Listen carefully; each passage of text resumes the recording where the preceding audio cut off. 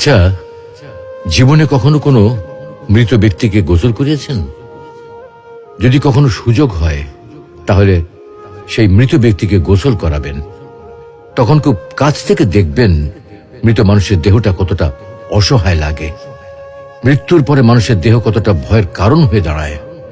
সুযোগ পেলে রাতে লাশটা পাহারা দেবেন, তখন বুঝতে পারবেন প্রিয় মানুষটার লাশ রাতের বেলায় আপনার কাছে কতটা অদ্ভুত লাগে, কতটা ভয়ের কারণ হয়ে ওঠে, কতটা আতঙ্কের কারণ হয়ে যায়।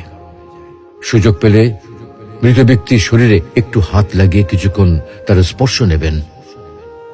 আপনি তখন উপলব্ধির সুযোগ পাবেন এই পৃথিবীতে বিশাল প্রভাব প্রতিপত্তি মৃত্যুর পরে কতটা নির্যাতনের রূপ নেয়। সুযোগ পেলে আপনজনদের লাশ কবরে নামাবেন খুব আগ্রহ নিয়ে। শেষবারের মতো মৃতদেহের মুখটি একবার দেখার চেষ্টা করবেন এবং বারবার উপলব্ধি করার চেষ্টা করবেন এই মৃতদের সাথে অনন্তকালের যাত্রার পথে এটাই আপনার জীবনের শেষ দেখা।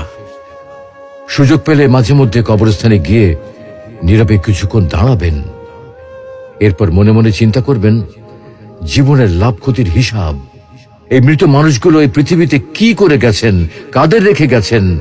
যাদের রেখে গেছেন তারা কি কখনো এই মৃত মানুষগুলোকে স্মরণ করার জন্য কবরস্থানের আশেপাশে একটি বারের জনকে দেখতে আসে? আমাদের জীবনটা বড় অদ্ভুত, বৈচিত্র্যময়। আমরা এর জন্যে, ওর জন্যে, ধন সম্পদের জন্যে, ঐশ্বর্যের জন্যে, বাড়ি গাড়ি টাকা পয়সার জন্যে কত না মায়া দেখাই, আগ্রহ দেখাই, আরো চাই আমাদের। অথচ এই জীবনে আমরা মৃত্যুর কথা না ভেবে, পরকালের জবাবদিহির কথা না ভেবে কিভাবে আরো সম্পদ অর্জন করতে পারি সেই চিন্তায় বিভোর থাকি।